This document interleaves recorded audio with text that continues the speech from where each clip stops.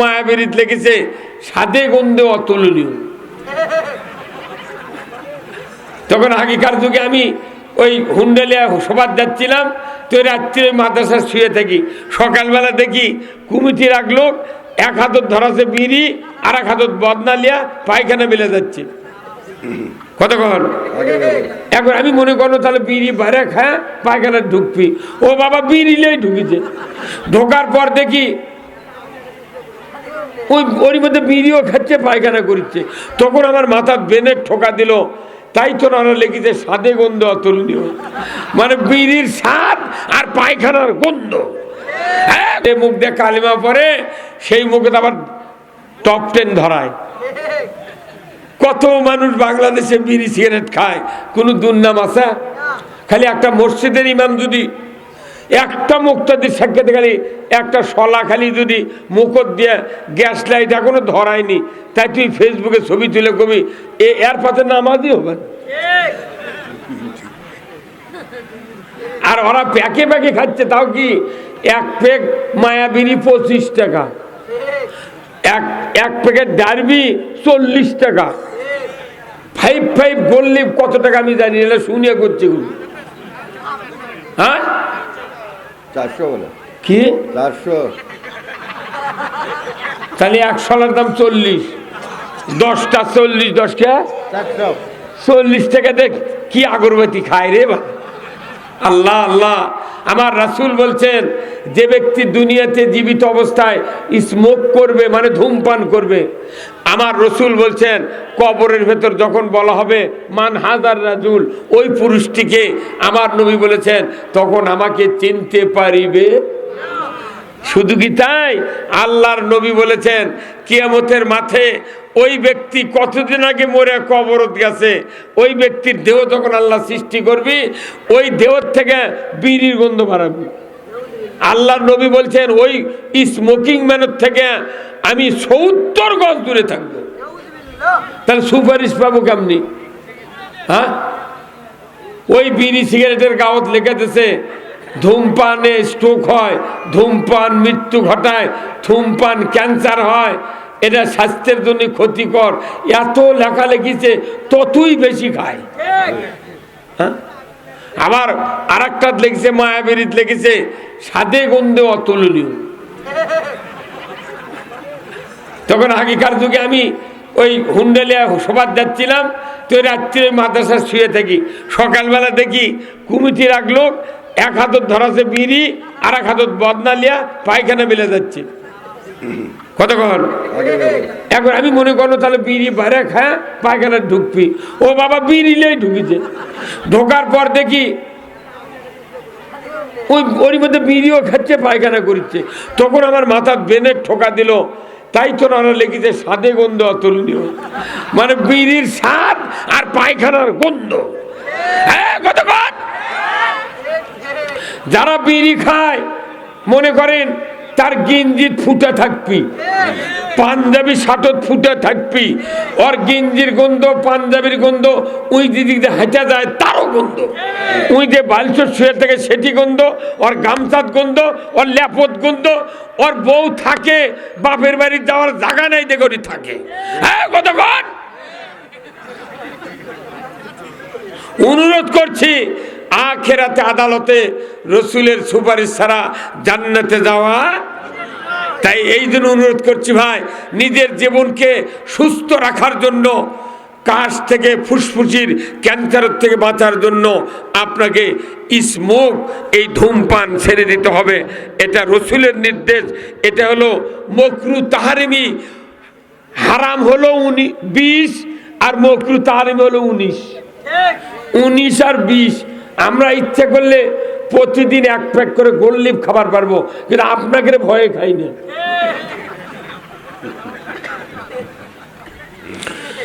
মুসলিম আমি, সৈনিক আমি, আমি চির রণবীর, আল্লাহকে ছাড়া কাউকে মানি না, নারাই তাকবীর। বীর মুসলমান ধরো আল কুরআন, ফিরায়া আনো সেই হারানো সম্মান। বীর মুসলমান নারাই তাকবীর। তাকবীর আল্লাহু আকবার তুলো ধুনি ধরায় রাখবার বীর মুসলমান ধরো আল কোরআন ফিরায়া আনো সেই হারানো সম্মান বীর মুসলমান। আমরা বীরের জাত। কোরআন বিজয় না থাকার কারণে আজকে দেশে এত অশান্তি। কোন পাগল কবিরে এটি জান্নাতের বাগান আর ওটি কোন বিবেকে না বিড়ি ফেলে দিল, তুই কোন বিবেকে পালাত বিড়ি ফেলে দিল? হ্যাঁ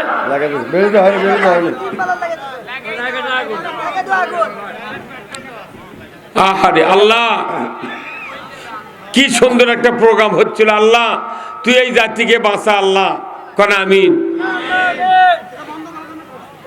এই এই এই একটা জান্নাতের বাগানে বহু লোক আছেন, যদি একজন আল্লাহর ওলি থাকে এই মাহফিলে, তার ওসিলায় আপনাদের আমাদের সকলের জীবনের গুনাহ আল্লাহ মাফ করে দিন। আপনি জানেন এই মাহফিলের কত দাম? রসুল হাদিস শরীফে বলছেন এটা জান্নাতের বাগান। এই বাগানে যদি কেউ 1 ঘন্টা বসে 60 বছর নফল ইবাদতে উত্তম সওয়াব। কয় বছর? 60 বছর। সেই জান্নাতের বাগানে বসে আজ যে সুন্দর কথাবার্তা শুরু হচ্ছিল, কিন্তু এমন একটা মনত আঘাত লেগে গেল, আমি তো হিমশিম খাওয়া দিচ্ছি। সভাপতি সাহেব বুঝে পারছে যে এটি কি হচ্ছে। সভাপতির অন্তরোধ করছে এলে কি হচ্ছে ই জানি, কারণ এই গ্রামের ড্রাইভার এটা। কি কথা কান? ইমাম মুয়াজ্জিনের থেকে খোঁজ নিয়ে যদি এই দেশের মানুষ বিটিক বিয়ে দিত, একটা বিটির স্বামী গাঁজাখোর হতো না। কিন্তু বিটিক বিয়ে দেবেন লাগে ক্যারাম বোর্ডের ওটি দা খোঁজ নেয়, কেবা উমুকের বেটা কিরকম, কার থেকে খোঁজ লেছে? ক্যারাম বোর্ডের প্লেয়ারের থেকে। তখন ওরা 10 জন খেলিচ্ছে 2 ক্যারাম বোর্ড করছে, হ্যাঁ সেই রকম ছেলে দে বিয়ে।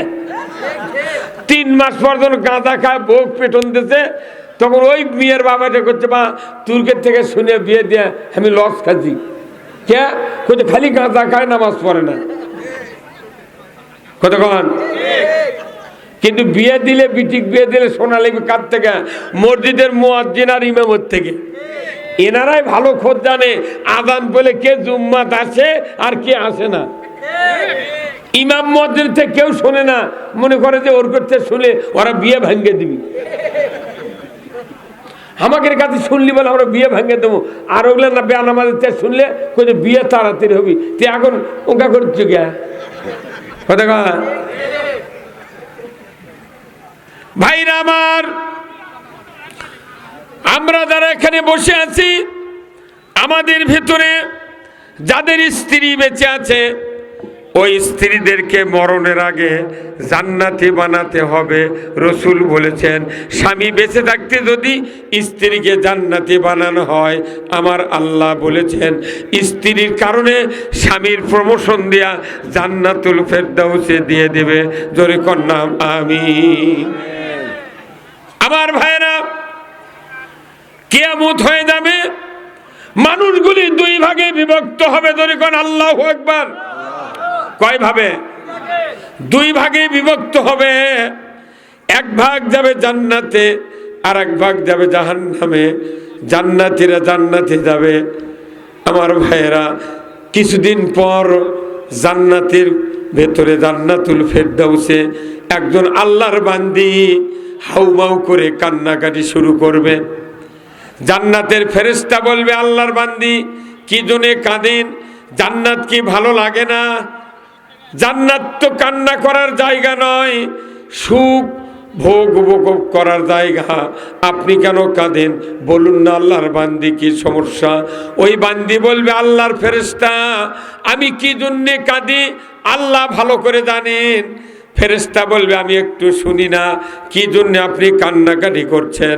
সাথে সাথে ওই আল্লাহর বান্দি বলবে, হে আল্লাহর ফেরেশতা, আমি দুনিয়ায় 70 বছর বেঁচেছিলাম। আমার একজন চরিত্রবান নামাজি স্বামী ছিলেন। বিবাহের পর মোহরানা পরিশোধ করে আমাকে বাড়িতে নিয়ে যায়। আমাকে ইসলাম, কোরআন, পর্দা, ইসলাম, নামাজ, রোজা, শরীয়ত সব শিক্ষা দেয়া আমাকে জান্নাতের পথের প্রতীক হিসেবে তৈরি করেন। রে ফেরেশতা, আমি দুনিয়াতে বিদায় হয়েছি, আজকে কিয়ামত পর্যন্ত কবরে শুয়ে থাকলাম, জান্নাতে আসলাম বিচারের পর। এতদিন গুজরে গেল, আমার ওই দুনিয়ার চরিত্রবান স্বামীকে চোখে দেখতে পাই নাই, জান্নাত ভালো লাগে না। আজকে জান্নাতের ভেতরে যদি দুনিয়ার ওই চরিত্রবান স্বামীকে যদি দেখতে পাইতাম, কলিজাটা জুড়িয়ে নিতাম।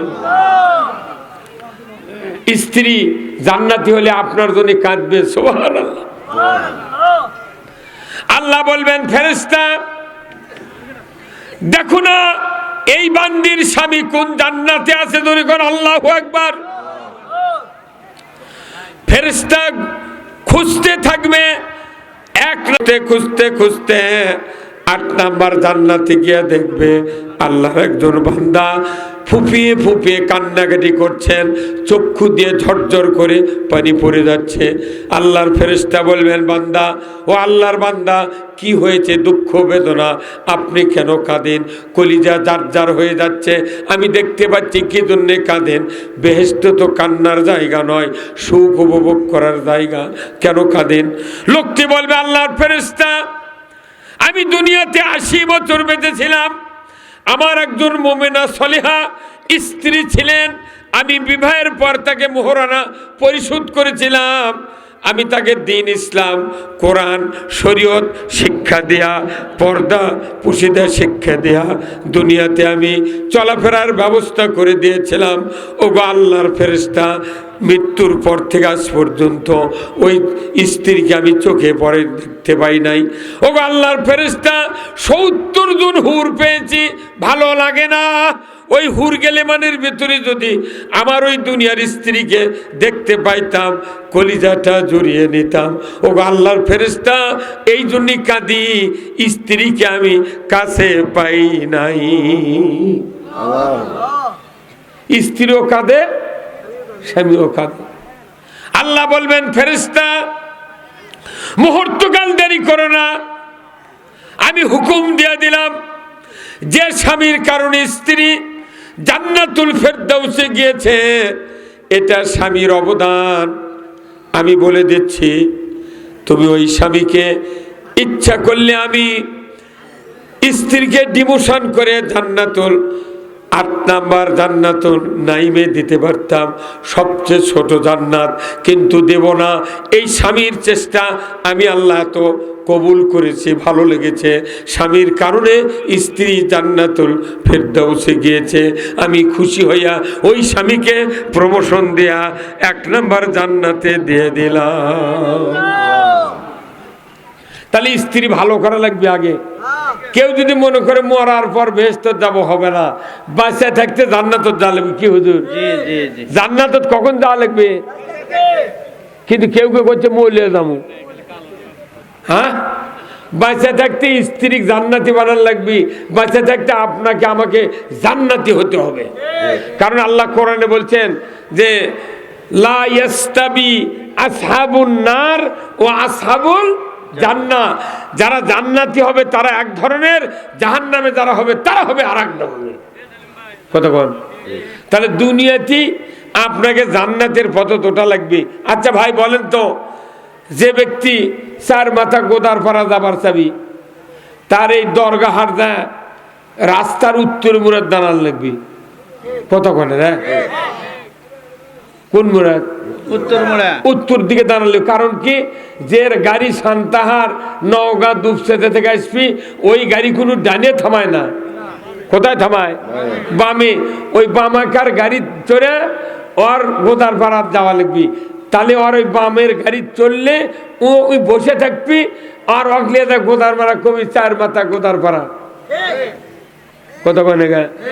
এখন যাই গোদার পাড়া যাবি, ই যদি রাস্তার বামে দক্ষিণে দাঁড়িয়ে থেকে খালি তাকে থাকে এই দিক, আর ওই গোদার পাড়া থেকে যে বাস আসছে, এটা যদি দক্ষিণে মোড়ের থেকে যদি সরে, তুই যে যাবি গোদার পাড়া, ওই যাচ্ছে কোনটি? নওগাঁ নিতপুর যাবি, তাও গাড়ি থামবে না। আমাকে বাংলাদেশের মানুষ আমরা মনে করছি যে কোরআন হাদিসের বক্তৃতা হুজুর এগুলো করিচ্ছে, এলে বোধহয় বাজে বক্তৃতা। জান্নাত যদি কেউ যাবার চায় তাহলে দুনিয়াতে জান্নাতের পথ ওঠা লাগবে। উঠে আপনি কাম শুরু করবেন, যেদিন মৃত্যু হবে জান্নাতের পথ থেকে মৃত্যু হবে, মরার পর কবরের দরজা খুলবি, ওটা কবর নয়, ওটা জান্নাতের দরজা। আর কেউ যদি জাহান্নামে যাওয়ার রাস্তা ধরে জিবরাইলও জানাজা করে যদি হয়, ওই জান্নাতে যাবে না। গায়ে গায়ে কত মানুষ মরে, প্রত্যেক গ্রামে একজন করে চালাক লোক আছে, যাই মরে ওই তারি বাড়ি দুই যা আগে হাজির হয়। হাজির হলে তাকে ওই লোকটা মরিয়া কে হা করে আসো ওর মুখ থেকে, উই করে কি মাথা ঘস করে ডান দিকে কেবলার দিক ঘুরে দিয়া বালুর দিয়ে ঠাসে ধরে। না ঠাসে ধরে থাকলে 10 মিনিটের মধ্যে যখন রক্ত চলাচল বন্ধ, দেহ যখন শক্ত হয়ে যায়, বালুর টান দিয়ে দেখে না কাল্লার ঘুরিচ্ছে না, তখন এলাকার খবর উঠে গেল গ্রামত উমুক মরিছে। গোটা গ্রামের মানুষ চলে যাচ্ছে দৌড়ে। আচ্ছা মরা মানুষ দেখো না কি ভাগ্যবান মরা রে, কেবলার দিক মুখ হয়ে আছে, ওই কেবলার দিক মুখ করে মরছে, বালুর দিয়ে ঠাসে ধরে ওই দিক ঘুরে দিচ্ছে। এই কথা কোন না। অনেক মানুষ আছে আমাদের দেশে মাইয়া তো কবর শোয়ানোর পর এইরকম হুজুর আমরা যারা নামি, সব মানুষ তো কবর ভয়ে নামে না। বাবা তুমি নামো, বা তুই নামে, তোর বাপ তুই নাম, কোথায় না হুজুর ভয় করে। তোর ভয় করে এক বাবক নামাতে, আর আমাদের 40 বাবক নামাচ্ছি। হ্যাঁ কথা কর না। এখন নামানোর পর উপর থেকে সব পরামনকিরা কয়, এই হুজুর দেখেন তো কেবলার দিকে সিয়ারা আছে নাকি। হুজুর আমরা করি কি এই কাপনের উপর থেকে নাকত হাত দিই, দিয়ে দেখি যে না কেবলার দিকে আছে, তখন উপর থেকে কয় না বারে ভাগ্য ভালো। যে লোকটা পাক্কা নামাজি আল্লাহ রসুলের হুকুম তাবেদারি করছে, এরপর কেবলার দিক করে শুয়ে থুবেন, মুনকার নকির আসা পর্যন্ত এরা কেবলার দিকই হয়ে থাকবে। কিন্তু যাই নামাজ পড়েনি, ইসলামের বিরোধিতা করছে, আল্লাহ রসুলের আনুগত্য করেনি, অনুসরণ করেনি, এরপর যতই কাজ করে সিমেন্টের ঢালাই দিয়ে পশ্চিম দিক করে থন, খালি মাটি দেওয়ার পরই আল্লাহ ফেরেশতাক দিয়ে উল্টা পূব মুখ করে থয়। কৃষক যাতে মুনকার নকির এসে বেশি চিন্তা করা না লাগে, উনি এসে ঢুকে যাতে বুঝতে পারে কোন বান্দা কোন কেচিমেট। কথা কোনে পারে। আমরা তো ঠিকই সব মায়ের থেকে এই মুখ করে ধরছি, কিন্তু আল্লাহ কাজ করে ওই দিক হয়। মুনকার রেখে এসে কবি বোঝা গেছে এক প্রশ্ন করলেই কবারও পারবে না, অত ধান্দা নাই, ওই অবস্থায় পেটন শুরু করবি। নাউজুবিল্লাহ পরে কি কাল থেকে তাহাজ্জুদ ধর। কথা কর না।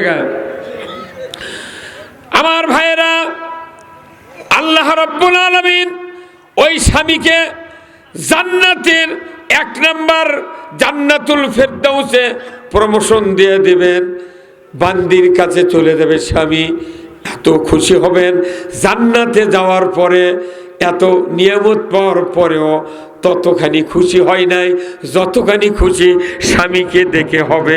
জোরে কোন আল্লাহু আকবার। সতী নারীর পতি হায় রে পর্বতেরই চূড়া,